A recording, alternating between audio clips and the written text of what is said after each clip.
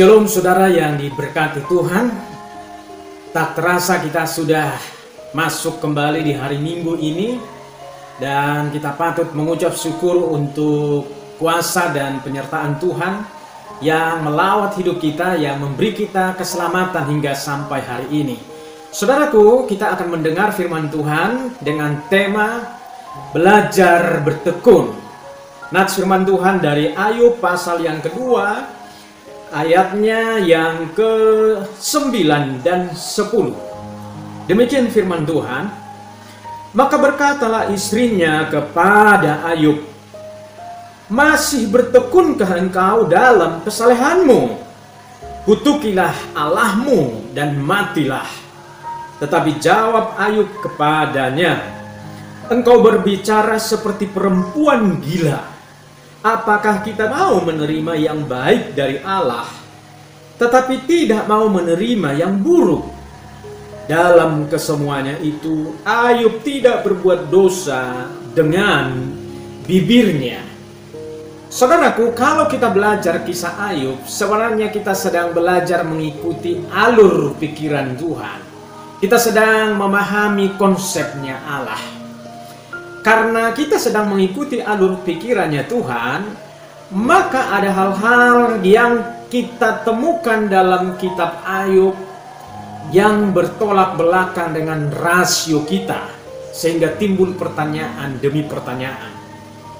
Dalam hidup ini kita percaya dengan konsep tabur tuai. Artinya apa yang kita lakukan, seperti itulah hasilnya yang akan kita terima. Kalau kita menabur yang baik, maka kita akan menuai yang baik. Dan sebaliknya, kalau kita menabur yang tidak baik, maka kita akan menuai yang buruk dalam hidup ini. Percaya dengan konsep tabur tuai, di satu sisi benar, tetapi pada sisi yang lain konsep tabur tuai tidak selalu jadi ukuran untuk segala hal. Tidak selalu benar demikian. Kita semua pernah mengalaminya. Dalam ingatan kita, selama ini kita tidak pernah merugikan orang atau melukai orang, bahkan berbuat jahat kepada orang. Malahan kita justru berbuat baik kepada banyak orang. Tetapi nyatanya kita mengalami hal yang buruk, hal yang menyakitkan. Kita merasa kita tidak melakukan dosa di hadapan Tuhan. Malahan kita sudah cukup aktif melayani Tuhan. Nyatanya ada saja masalah besar yang menimpa kita. Nah, konsep tabur tuai tadi tidak benar. Tidak berlaku. Dalam situasi seperti ini, akhirnya muncul pertanyaan-pertanyaan dalam hati kita. Mengapa hal ini terjadi padaku, padahal aku tidak pantas menerima peristiwa yang buruk ini? Bukan aku yang harusnya mengalaminya, tetapi orang itu karena hidupnya tidak benar, karena dia seorang yang jahat. Sekali lagi, saudaraku, belajar kisah kehidupan Ayub, Allah sedang membawa kita untuk memahami konsepnya. Allah sedang membawa kita untuk mengikuti alur pikirannya. Ada dua poin yang kita renungkan dari kisah Ayub. Yang pertama, pengalaman penderitaan Ayub merupakan sebuah misteri ilahi yang tidak bisa dipecahkan oleh pikiran manusia. Sekalipun demikian, tapi saat kita belajar dengan hati dan memahami bahwa di balik peristiwa buruk yang dialami oleh Ayub, ada Tuhan di sana, maka kita akan menemukan kebenaran yang membangun hidup kita. Dan kita akan memperoleh hikmat yang bernilai besar dari kisah Ayub. Memang kita tidak menemukan jawaban mengapa Ayub menderita, tapi kita akan menemukan hikmah yang luar biasa. Kita akan menemukan kebenaran yang membangun kehidupan kita. Saudaraku, mari kita pelajari lebih dalam mengapa Allah mengizinkan tragedi buruk menimpa orang benar. Ini menjadi pertanyaan yang sulit dijawab secara lengkap dan memuaskan. Bagaimana tidak, Ayub bukanlah seorang pencuri, perampok, dan seorang pembunuh. Alkitab mencatat dia adalah orang yang saleh, jujur, takut akan Tuhan, dan menjauhi segala kejahatan. Kalau kita menganut mentah-mentah konsep tabur tuai tadi, harusnya kebahagiaan, kebaikan yang berlimpah yang dialami oleh Ayub. Tetapi nyatanya penderitaan dan kengerian hidup yang justru dialaminya. Ia kehilangan semua harta bendanya, anak-anak yang dicintainya binasa dalam sekejap. Dan tidak cukup hanya itu, Ayub sendiri kena musibah. Tubuhnya penuh dengan borok, dan borok itu begitu gatal sehingga dia mengambil beling kaca untuk menggaruk, yaitu boroknya tersebut. Jiwa dan tubuh Ayub benar-benar hancur. Saudara tidak mudah membayangkan kengerian hidup yang dialami oleh Ayub. Tragedi Ayub bukanlah sekedar ujian iman, tapi seandainya pun itu ujian untuk imannya, apakah dengan penderitaan yang sebegitu ngerinya, yang menyiksa dirinya, menghancur leburkan dirinya, apakah Tuhan sekejam itu? Dan seolah-olah hati Tuhan terpuaskan melihat Ayub yang begitu menderita. Seolah seperti Tuhan dendam kepada Ayub. Ketika Ayub mengalami itu, seolah Tuhan senang dengan dia. Sekali lagi, mari kita renungkan peristiwa Ayub ini.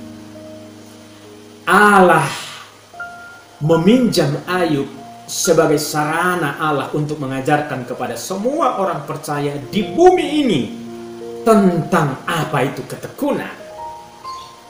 Ini juga yang dilihat oleh Yakobus dari tragedi Ayub. Di dalam Yakobus 5 ayat 11 berkata, "Kamu telah mendengar tentang ketekunan Ayub, dan kamu tahu apa yang pada akhirnya disediakan Tuhan baginya, karena Tuhan Maha Penyayang dan penuh belas kasihan." Saudara garis bawahi di sini, kamu telah mendengar tentang ketekunan Ayub, tentang ketekunan Ayub. Jadi saudaraku, Allah sebenarnya sedang meminjam Ayub untuk mengajarkan apa itu ketekunan terhadap orang-orang percaya di segala abad. Saudaraku, ketika Ayub harus berhadapan dengan misteri ilahi tersebut, ia hanya berdiam diri. Ia tidak mempersalahkan Tuhan. Bahkan Ayub sendiri tidak pernah mendapatkan jawaban mengapa ia mengalami penderitaan itu. Satu-satunya yang masih tersisa yang dimiliki oleh Ayub adalah ketekunan. Ketekunan. Apa itu ketekunan? Ketekunan artinya bersabar menghadapi segala peristiwa dengan tetap bersikap benar di hadapan Tuhan. Haleluya. Saudaraku, apa yang kita alami sekarang ini? Kita sedang berada di tengah-tengah pandemi COVID-19 ini. Mungkin kita susah, menderita, mengalami dampak luar biasa dari pandemi ini. Saudara, saya mengajak kita untuk belajar dari Ayub tentang ketekunan, bersabar menghadapi pandemi COVID-19 ini dengan tetap bersikap benar di hadapan Tuhan, dengan tetap bersyukur, jangan bersungut-sungut, jangan marah, apalagi menyalahkan Tuhan. Mengapa seperti ini Tuhan? Saudara, pengalaman Ayub ini mengajarkan kita untuk bertekun, bersabarlah. Sebab orang yang bersabar, dia pasti menerima apa yang seharusnya dia terima. Poin yang kedua, apa yang kita dapatkan dari pengalaman Ayub. Yang kedua, Allah berdaulat dan ia tidak pernah salah dengan apa yang diperbuatnya. Kembali saya ingatkan saudara-saudara bahwa belajar kisah tragedi Ayub berarti kita sedang mengikuti alur pikiran Tuhan, kita sedang memahami konsep Allah. Ayub tidak pernah mengerti mengapa orang benar harus menderita, sebab ia sendiri berpegang pada konsep tabur tuai. Kitab Ayub hanya menjelaskan bahwa iblis datang untuk mendakwa dan berusaha menjatuhkan kepercayaan Ayub dari Tuhan. Pertanyaan kembali muncul. Tetapi mengapa Allah mengizinkannya? Ada sebagian orang mungkin berpikir bahwa Allah mengizinkan ini terjadi pada Ayub karena Allah hendak mempermalukan iblis melalui Ayub. Jawaban ini bisa saja benar, tapi tidak memuaskan. Mengapa? Kalau seandainya itu benar, itu artinya Allah sedang mempertaruhkan kebenarannya pada diri Ayub. Saudara bayangkan, kebesaran Allah bergantung pada diri Ayub. Coba seandainya Ayub gagal, maka yang malu adalah Allah sendiri. Jawaban mengapa Allah mengizinkan iblis menguji Ayub agar iblis dipermalukan tidaklah alkitabiah. Buat apa Tuhan mempermalukan iblis? Wong dia sudah malu. Dia siapa? Tidak ada apa-apanya dengan Tuhan. Saudaraku, agaknya susah kita bayangkan Allah begitu membanggakan Ayub di hadapan iblis, tetapi kemudian Allah mempersilahkan iblis untuk mencobainya. Buat apa? Sekali lagi, apakah untuk menguji imannya? Bisa saja. Tapi Ayub yang adalah seorang yang saleh, bukankah sudah cukup menjelaskan kepada kita bahwa dia adalah seorang yang sudah melewati ujian demi ujian? Saudaraku, untuk sampai pada label saleh, tingkat gelar saleh, itu artinya Ayub ini sudah teruji imannya. Saya memberikan sebuah analoginya seperti ini.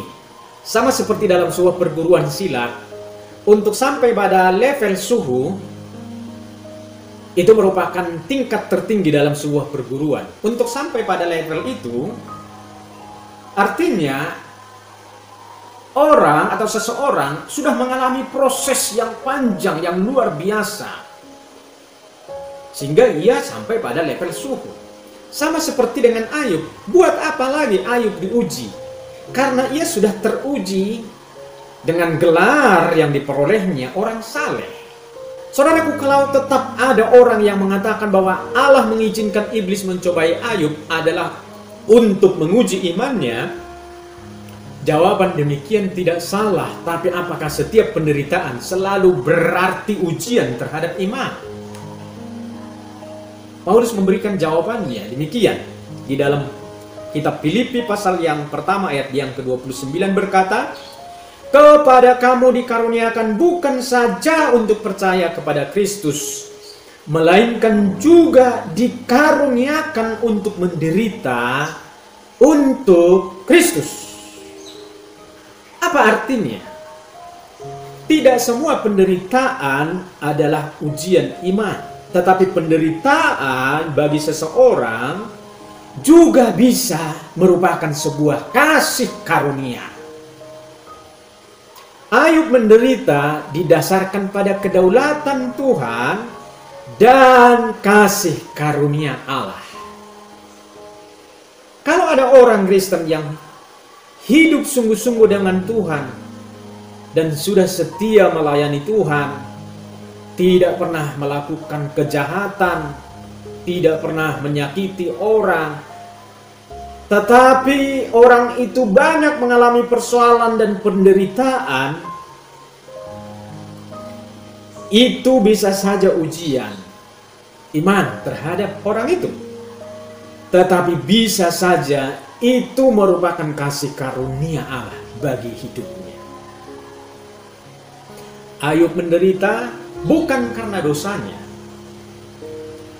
tapi karena iblis yang menjamahnya, yang melukainya. Ia menderita bukan juga karena ujian terhadap imannya, karena ia orang saleh.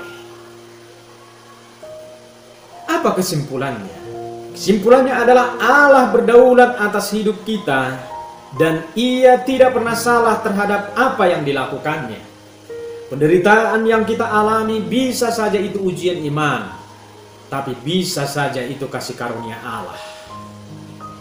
Jangan pernah menyalahkan Tuhan atas apa yang kita alami. Tetaplah bertekun, karena pada akhirnya Tuhan menyediakan yang terbaik bagi mereka yang bertekun. Apa yang disediakan Tuhan bagi Ayub? Karena ketekunannya, ia memperoleh berkat yang berlimpah melebihi apa yang diterimanya sebelum ia menderita. Jadi saudara-saudaraku, penderitaan itu membuat kita masuk kepada level yang lebih tinggi.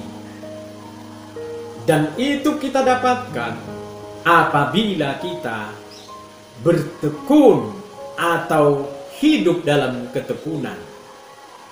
Saudaraku, kiranya firman Tuhan ini menjadi berkat buat kita semua. Tuhan Yesus memberkati. Amin.